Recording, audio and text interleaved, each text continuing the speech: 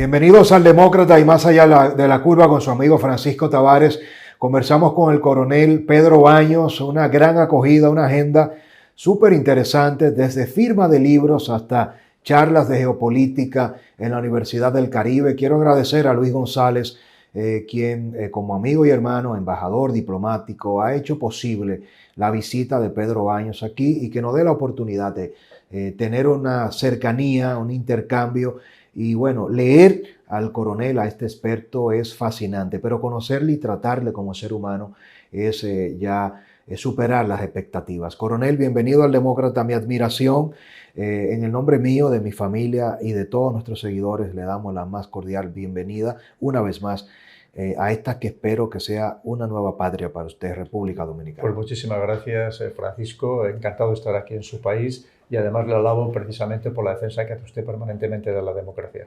Muchas gracias. Coronel, República Dominicana, como el resto del mundo, ha estado muy atenta, muy convulso todo lo que ha pasado en días pasados en Rusia con la rebelión del grupo Wagner y Prigozhin, precisamente un aliado muy cercano a Putin. ¿De qué se trata todo esto? Viéndolo un poco más reposado luego de ese sorpresivo acuerdo de la salida a Bielorrusia que ha llegado precisamente en las últimas horas Prigozhin a Bielorrusia y todo lo demás. ¿Es un montaje, es una estrategia? ¿Fue algo real? ¿De qué se trata todo esto? Pues si atendemos a las últimas declaraciones, tanto de unos como de otros, el que no pretendía ni mucho menos actuar contra lo que sería el Kremlin, sino que simplemente era un poco reclamar la posición que tenían, que pensaban que no se le estaba dando suficientes medios en el caso de esta compañía militar privada, que así las denomina Naciones Unidas, que es Wagner, y que por tanto su líder Prigozhin pues era una manera de demostrar a los rusos, por así decirlo, ese descontento y la exigencia de más medios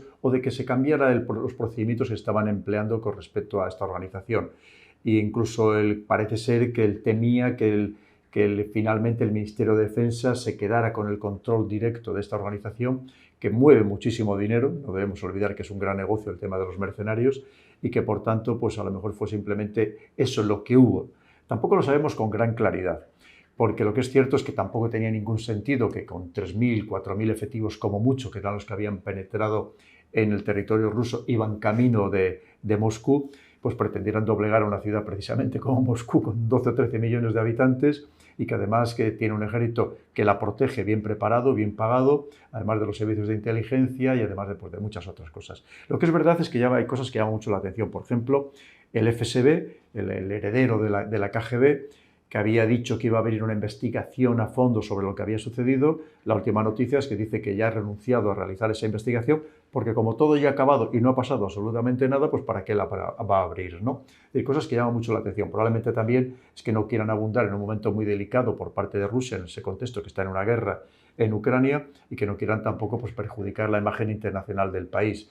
Al mismo tiempo, lo que ha dicho Vladimir Putin es que va a permitir que a estos integrantes de este grupo paramilitar se incorporen de forma oficial al ejército regular ruso, el que quiera, y el que no, que efectivamente pues, se le puede desplazar con su líder a Bielorrusia.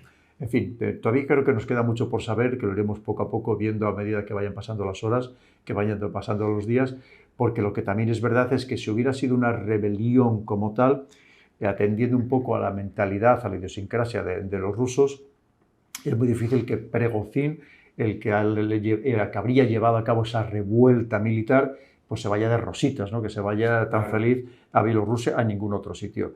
Es decir, que probablemente hay mucho más en juego y que todavía no sabemos, incluso llegando a pensar si esto no ha sido un montaje, en cierto modo, pues probablemente para reforzar la figura de Vladimir Putin, o incluso para algo que todavía estamos por ver y que puede ser eso. ¿Es una posibilidad real de que esto haya sido un montaje diseñado por Putin y su equipo para relanzar y fortalecer la imagen de Putin? Sí, ¿Le da usted aquí esencia? Incluso para darle más poder frente a lo mejor a ese ministro de Defensa, a ese jefe de Estado Mayor de la Defensa, que es extraño, ¿no? Pero que pudiera darse el caso porque en todo momento lo que este Prigozhin decía es que él iba en contra del ministro de Defensa y del general Gerasimov, que es el jefe de Estado Mayor de la Defensa. Nunca hablaba de ir en contra de Vladimir Putin, entre otras cosas porque es verdad que son amigos y que además ha sido Vladimir Putin el que le ha permitido tener este negocio que es muy, como digo, produce muchísimo dinero, genera mucho dinero este negocio de tener esta empresa de los Wagner. Porque no debemos olvidar que Prigozhin no es ni siquiera militar, es un hombre de negocios, ¿no? Que además dedicado sobre todo originariamente al ámbito de la restauración, que no tenía nada que ver con esto de crear una compañía de mercenarios. Entonces, como digo, nos queda todavía muchísimo por saber y de momento son todo elucubraciones. Claro, si atendemos a la prensa occidental, esto ha significado una debilitación de Putin, de su imagen internacional, pero lo cierto es que las noticias que nos llegan, por otro lado, es de que al contrario, que la popularidad de Putin ha crecido, incluso hablan incluso de superar ligeramente el 90%, porque al final cuando también todo un país se ve amenazado, pues al final es lógico que se una a su líder, ¿no? Para intentar también esa supervivencia colectiva. En fin, en todo caso, vemos que lo que sigue es el enfrentamiento también de narrativas, de esa desinformación que antes comentaba, de propaganda, que es lo que estamos viendo, cómo se enfrenta todas estas partes en una guerra que no solamente es una guerra entre Rusia y Ucrania, es una guerra cada vez más internacionalizada, con cada vez más intereses internacionales en ese campo, no solo geopolíticos, sino también económicos, y que por tanto pues mucha de la información que nos llega pues está totalmente falseada por parte de unos y de otros. Y precisamente eso es un aspecto que no podemos dejar de pasar por alto. Prigozhin, como dueño de los Wagner, se calcula unos 25.000 efectivos de estos mercenarios, miembros de esta compañía, pero se habla también de que ya Putin le ha pagado a Prigozhin y los Wagner unos $1.000 millones, pero juegan un rol en la sombra de desinformación. Prigozhin tiene una gran capacidad instalada para manejar fake news sobre el tema de la guerra, pero Estados Unidos y Ucrania también. ¿Cuáles son esos elementos que pudiéramos destacar en la guerra de la desinformación por parte de Rusia y sus aliados y por parte precisamente de Estados Unidos y sus aliados? ¿Qué es esa parte que es mentira y cuál es la parte que es verdad de cara al estatus de la guerra hoy día? Por ejemplo, desconocemos las bajas reales de uno y otro bando. Y todavía desde Rusia de vez en cuando nos dicen las que pueden tener, pero de Ucrania oficialmente no nos dicen cuántas bajas ha tenido. Y cuando me refiero a bajas me refiero tanto a muertos como a heridos, ¿no? Lo desconocemos completamente el dato. Pensemos además que cuando inicia la invasión de Rusia en Ucrania, que evidentemente siempre que criticaremos porque no podemos normalizar las invasiones en ningún caso y que eso sea una práctica habitual en las relaciones internacionales, pero a los pocos días nos decían que Rusia no tendría ninguna capacidad logística para continuar la guerra, y estamos hablando que llevamos año y medio de guerra, que además se iban a producir deserciones en masas de sus soldados, que tampoco se han producido, por lo que sabemos, que eso, que no tenía ninguna capacidad de producción industrial para mantener un esfuerzo bélico dilatado en el tiempo, y llevamos una vez más año y medio, y que además, incluso cuántas veces han anunciado que Putin estaba gravemente enfermo, incluso al borde de la muerte, unas cuantas veces. Pero por el otro lado lo mismo, también evidentemente intentan pues, vender una imagen de que son invencibles, de que se han anclado en el terreno y que toda la contraofensiva ucraniana se estrella constantemente contra sus defensas como un muro y que no avanzan lo más mínimo. Es que ahora mismo hay tanta desinformación que es muy difícil, incluso haciendo un seguimiento diario, saber exactamente cuáles son incluso las posiciones tácticas. Porque es que tampoco tenemos información clara. Nos llega información a través de, por ejemplo, de canales de Telegram, pero oficialmente en los grandes medios de comunicación no nos llegan imágenes de combates, cuando sabemos que hay combates y además muy intensos. Hay veces que hay imágenes de poscombate, que se han destruido tal sitio, que se han bombardeado tal sitio, que muchas veces cabe dudar de efectivamente quién ha realizado esos bombardeos, y porque lo digo yo que viví la guerra de Bosnia de manera muy cercana como observador militar de Naciones Unidas, y por tanto desconfío a partir de aquella experiencia de lo que me digan los medios, porque yo he visto con mis propios ojos cómo se falseaban directamente las noticias o cómo se acusaba a un otro bando cuando resulta que no había sido así en absoluto. Y por tanto... Que es parte de la guerra por otros medios. Absolutamente, pero si es que la guerra... No es nada nuevo. Decía Sun Tzu, es que toda guerra se basa en el engaño, o sea, se basa en el engaño, hay que buscar la sorpresa, por lo tanto hay que engañar al enemigo, la sorpresa táctica, la sorpresa de armamento, la sorpresa en tantos otros aspectos, y por supuesto es que constantemente se trata de ver cómo se le da la vuelta precisamente a los acontecimientos para tener una superioridad de alguna forma con respecto al adversario. Coronel, se ha hablado mucho y es necesario arrojar luz sobre el origen de la guerra. ¿Realmente es cierto que todo esto se produce por la presión de Estados Unidos para que Ucrania entre a la OTAN. ¿Empuja a Estados Unidos esta guerra, la impulsa? ¿Qué gana? Realmente se vio obligado Putin a reaccionar sin justificar para nada la agresión, pero yéndonos a esa verdad oculta detrás de las motivaciones reales, hablar por ejemplo del gasoducto Nord Stream 2 y el control que se ha tenido sobre el gas que alimenta toda Europa. ¿Cuáles son esas realidades que están tras bastidores y que muy pocas veces salen a la luz? Y tenemos la oportunidad ahora de escucharlo de una voz como usted. Sí, pues ha mencionado, por ejemplo, el sabotaje a los gasoductos Nord Stream, que todavía estamos esperando muchos meses después que alguien tenga la delicadeza de contarnos a los ciudadanos, que se sabe evidentemente, de contarnos quién ha sido el autor, ¿no? Sí, de vez en cuando dejan de caer alguna pequeña cosa, pero vamos, prácticamente nada. Pero como tantas otras cosas, hay que pensar, lo primero, que tenemos que verlo todo desde distintas perspectivas, no solamente de esta perspectiva occidental, tenemos que verlo desde todos los lados. ¿Cómo lo ve Rusia? Lo ve Rusia de una OTAN que ha duplicado el número de países desde 1991, que evidentemente cada vez le tiene más cercado, y que cuando dice la OTAN, dice, es que nosotros solo somos una organización defensiva, pero para ser defensivo significa que te defiendes de alguien, ¿no? O de algo, y obviamente los rusos creen que son de ellos, obviamente. Y por tanto ellos lo perciben como una amenaza existencial, porque además ellos creen que le quedaban solamente dos grandes colchones estratégicos para proteger un territorio que no tiene fronteras naturales, que de por sí es indefendible desde el punto de vista geográfico, que será Georgia, en este caso en el Cáucaso, y luego Ucrania. El caso de Georgia, ya hubo una pequeña guerra en agosto de 2008, y luego finalmente pues, hemos tenido la consecuencia en Ucrania. En Ucrania, que no debemos olvidar que lleva en guerra muchos años, porque había una guerra civil interna, toda la zona del Donbass, lo que serían las dos partes de Donetsk y Lugansk, ahí había una guerra desde el año 2014. En realidad, bueno, sí, 2014 podríamos decir, incluso un poco antes, pero que además que ha producido ya, se estima, al menos 14.000 muertos, ¿no? Entonces ya había una guerra y que además esas partes, que eran partes muy rusófonas, no solamente eso, sino podíamos considerar que ya eran rusos porque muchos tenían ya pasaporte ruso, porque era Rusia quien le estaba dando las prestaciones sociales que las que no le daba el régimen de Kiev, el gobierno de Kiev, y por tanto pues allí ya había un problema interno importante. Y que Rusia además alega que uno de los motivos para llevar a cabo esta invasión en febrero del año pasado es precisamente para proteger a esos rusos que existían en estas partes de Ucrania, porque parece ser que ellos decían que en cualquier momento el gobierno, el ejército ucraniano iba a lanzar una gran ofensiva prácticamente genocida, ¿no? En fin, como vemos, al final son intereses geopolíticos en el que Estados Unidos, por supuesto, tiene mucho interés, porque al final es intentarse deshacer no solamente de un rival importante como es Rusia, desde el punto de vista geopolítico, sino también impedir el acercamiento de Europa a Rusia, del resto de Europa a Rusia.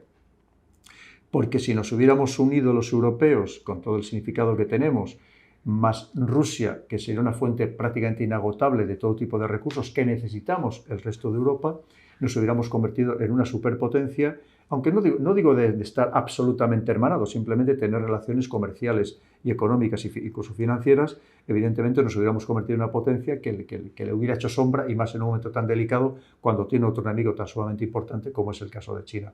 En fin, todo vemos que es muy complejo, que muchas veces se simplifica en exceso, o si vemos a los noticiarios que solamente te sacan por la noticia más emocionante, la noticia más dramática, pero que en realidad no profundizan en las causas auténticas de la guerra. Nos daría para hablar de muchos más temas, porque esto ya yo viene de ahora, viene de mucho más atrás, y evidentemente pues al final lo triste es que están utilizando un país como es Ucrania para llevar a cabo esta guerra interpuesta, esta guerra proxy, esta guerra por intermediación entre las grandes potencias, y están destruyendo completamente a un país y sobre todo pues acabando con una generación de jóvenes ucranianos que les están destrozando. Volodymyr Zelensky, el presidente ucraniano, ha anunciado recientemente que no se convocarán elecciones en Ucrania hasta que la guerra no acabe. Se le ha visto de alguna manera como una sorpresa, un actor que llega a la fama y que llega a la presidencia luego de actuar en una serie haciendo de un presidente, y nadie se esperaba que jugara un rol de Estado. ¿A quién tiene detrás Zelensky? ¿Cuál es, desde su punto de vista, el rol que juega y cómo terminará él en medio de todo esto de cara a reitero, la sorpresa que ha sido para muchos el hecho de la valentía con la que ha enfrentado esto sin ser un hombre de Estado, entre comillas, hasta que estalle este conflicto. Sí, de hecho su popularidad antes de empezar la guerra era realmente baja, apenas superaba el 20%. Incluso era seguido muy de cerca por Poroshenko, el que fue el presidente anterior, el que se elegido en mayo de 2014. Pero efectivamente es muy curioso porque además el personaje que interpretaba en esa serie cómica era precisamente, hacía de presidente, o sea, que quería llegar a presidente para acabar con la corrupción en el país, porque Ucrania era un país tremendamente corrupto. Entonces, aparte de ser el país más pobre de toda Europa. ¿Quién le apoya ahora mismo? Pues efectivamente los poderes extranjeros, los poderes, empezando por Estados Unidos, porque vemos que ahora mismo tiene una imagen o tiene una narrativa totalmente hollywoodiense, que podríamos decir, ¿no? Lo hace muy bien. Obviamente le está defendiendo su país, en ese sentido no lo podemos criticar, le está defendiendo su país, está defendiendo su integridad territorial y pues como nos gustaría que cualquier presidente de nuestra nación lo hiciera en una cuestión de guerra. Porque al final cuando tú entras en guerra, tú vas a defender a tu país y desconoces con independencia de cualquier connotación geopolítica, económica o todo lo que queramos hablar, ¿no? Al final tú estás defendiendo a tu país frente a una invasión. Pero obviamente, como digo, hay muchísimo más en juego, mucho más allá del tema de Ucrania, que al final casi es un actor secundario. Pensemos con toda la gravedad de lo que estamos comentando. Y luego es verdad que él está muy protegido, está muy apoyado, por lo menos de momento, ¿no? Pero también es verdad que también está muy amenazado, incluso dentro del país, para que no llegue a negociar en ningún caso con Rusia, porque se le puede considerar casi como un traidor si llega a negociar lo más mínimo con Rusia. Aunque una negociación con Rusia evidentemente beneficia al pueblo ucraniano, tiene la presión para no hacerlo, ¿coronel? Sí, lo que pasa es que ahora mismo la presión que él tiene es que la negociación pasaría porque Rusia se fuera completamente de Ucrania, incluyendo de Crimea, o sea, Crimea que se anexiona en febrero de 2014. Y la sensación que da es de que Rusia no va a aceptar jamás el abandonar Crimea con todo el significado que tiene, la base naval de Sebastopol, la salida a mares calientes, en fin, que fue históricamente suyo hasta 1954, cuando Khrushchev se la regala a Ucrania en el marco eran todos hermanos comunistas, pues no daba igual que lo tuviera uno que lo tuvieran otro, ¿no? Pero en fin, estas son las circunstancias. En cualquier caso, pues Zelensky pues yo creo que lo está haciendo lo mejor posible en estas circunstancias, muy apoyado evidentemente desde el exterior, totalmente apoyado, porque Ucrania hoy no podría resistir como país, empezando por económicamente, si no tuviera toda esta ayuda tanto de Estados Unidos como de otros países europeos. Y por tanto, pues intenta hacer pues, lo que hablamos lo mejor posible en estas circunstancias realmente difíciles. ¿Cuál es el rol que juega Estados Unidos? Y se habla mucho también de la participación del hijo del presidente Joe Biden, a la sazón vicepresidente de Obama, cuando ya estaba representando operaciones en la denominada geopolítica del gas y de todo lo que representa económicamente para el invierno europeo, el suministro del gas ruso que pasa por puntos estratégicos ucranianos, que es todo lo que podemos decir que pudiese en un futuro inmediato salir a la luz de estos acuerdos económicos tras bastidores. Sí, pues el tema de Hunter Biden es muy interesante porque al margen del proceso judicial que recientemente ha sido resuelto, en el que ha salido excesivamente bien parado, demasiado bien parado, se nota que ha habido una gran influencia política, pero además está metido en otros muchos escándalos incluso también relacionados con China, no solamente con Ucrania, en el caso de Ucrania con la empresa energética Burisma, efectivamente estamos hablando de temas de corrupción de muchísimo dinero. No debemos olvidar que uno de los impeachment que sufre Trump es precisamente por esta cuestión, porque Trump llama en su momento a Zelensky para pedirle información sobre la trama que había detrás de la historia de Hunter Biden. Y alguien de su servicio secreto o de los servicios de inteligencia, pues él advierte sobre esa llamada y precisamente es ahí cuando se produce, porque lo revisten como una injerencia en un país externo, en otro país, y por tanto pues ahí le llevan este impeachment. Pero claro, estamos hablando de cómo se ha tapado todo el tema de Hunter Biden. No debemos olvidar que si vamos a los Twitter files, a los archivos de Twitter, lo que nos dicen es que se tapó por todos los medios, se impidió que hubiera difusión de todos estos escándalos relacionados con Hunter Biden para no perjudicar las elecciones presidenciales, es decir, que tenía razón Trump en cierto modo, las elecciones presidenciales y que ganara su padre estas elecciones. Además, recientemente alguien se ha atrevido a publicar en papel todos los escándalos que rodean a Hunter Biden, de todo tipo, de parecer, por lo que comentan, presumiblemente, o presuntamente, de pedofilia, de pederastia, en fin, todo ahí mezclado, todo el tema de escándalos sexuales. Un filtrado de fotos que se han hecho virales de todos los tipos. Ningún gran medio ha querido saber absolutamente nada de ello y concretamente en Europa nadie ni lo ha mencionado. Una doble moral. Para que veamos también la desinformación, una vez más, que la primera desinformación es no dar la información y cómo cuando se quiere se tapa todo. Hay que tener en cuenta que esto podía afectar muy negativamente al nuevo proceso electoral, teniendo en cuenta que su padre, Joe Biden, se ha postulado nuevamente como candidato para las próximas elecciones presidenciales. Pero claro, es que estamos hablando al final de que, una vez más, de los que tanto presumen de democracia y de libertades digamos, de valores democráticos, pues luego resulta que los primeros que lo minan esos valores democráticos son precisamente un país como es en este caso Estados Unidos, pero que también de estos mismos casos suceden todos los días prácticamente en el continente europeo en países democráticos.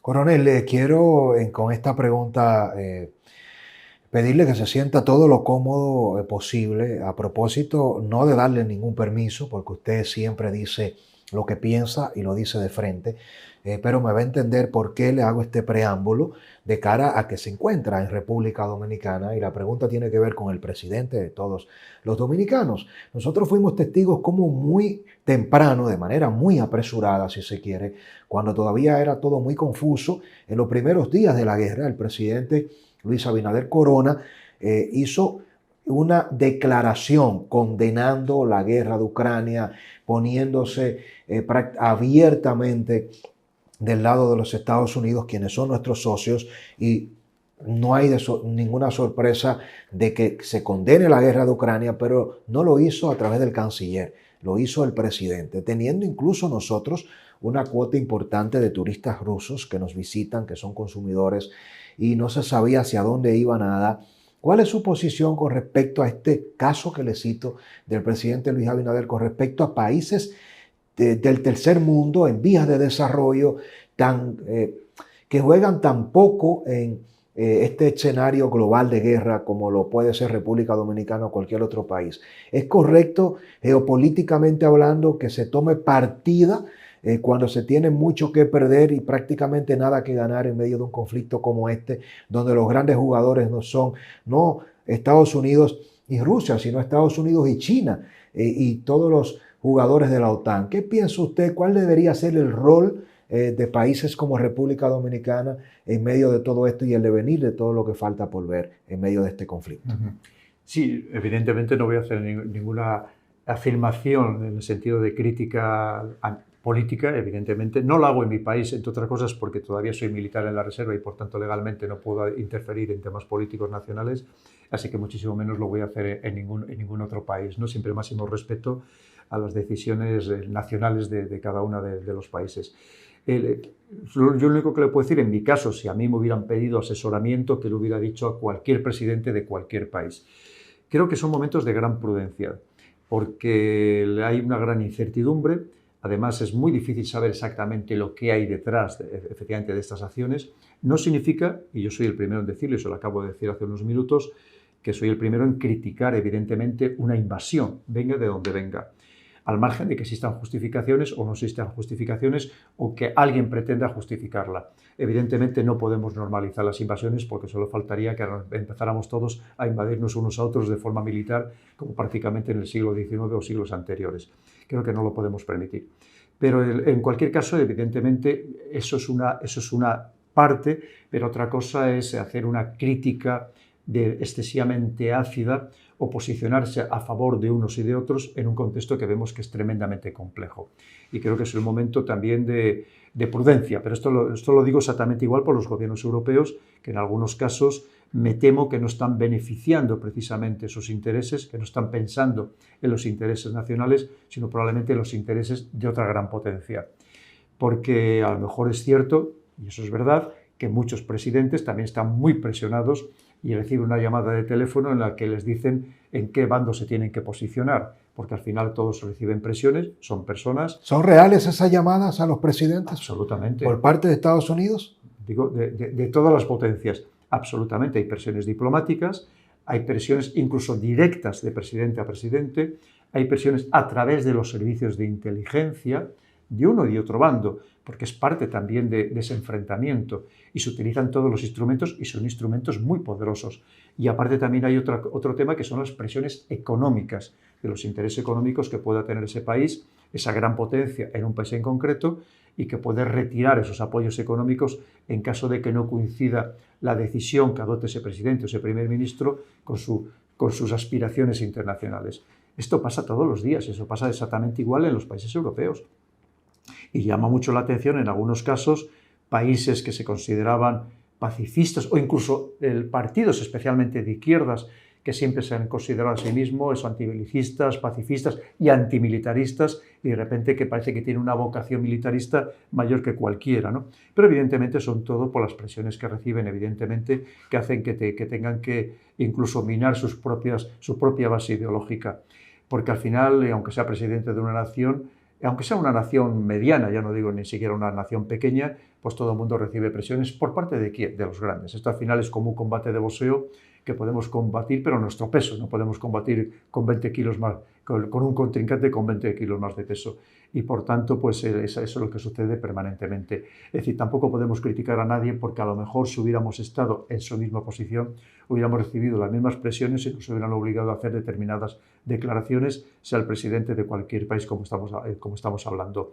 Pero en cualquier caso, siempre creo que se debe hacer, hay muchas maneras de hacer declaraciones, siempre se puede hacer de un tono mucho más ambiguo, de un tono más indirecto, más diplomático. Y por eso lo que yo hubiera asesorado a cualquier presidente de cualquier país, incluyendo a los europeos, que digo que en cierto modo hemos caído demasiado en la trampa de ser excesivamente subordinados, casi vasallos, hay veces que de otros imperios. Bueno, quiero ahora pedirle su participación. Recuerde la importancia de suscribirse a nuestras dos plataformas, Más Allá de la Curva y El Demócrata, nuestras redes sociales, @eldemócrata_rd. Nuestro libro, La Plaza de la Bandera y el derrumbe del Pacto Secreto de la Corrupción, disponible en Amazon. Le enviamos a nivel internacional, en cualquier parte del mundo que esté nuestra obra, igual en República Dominicana. Quiero que me digan, ¿apoyan ustedes las declaraciones del presidente Luis Abinader en su momento, como lo hizo abiertamente a favor de Estados Unidos y desafiante, si se quiere, ante Rusia? Quiero que me deje su comentario y les leo como siempre les digo.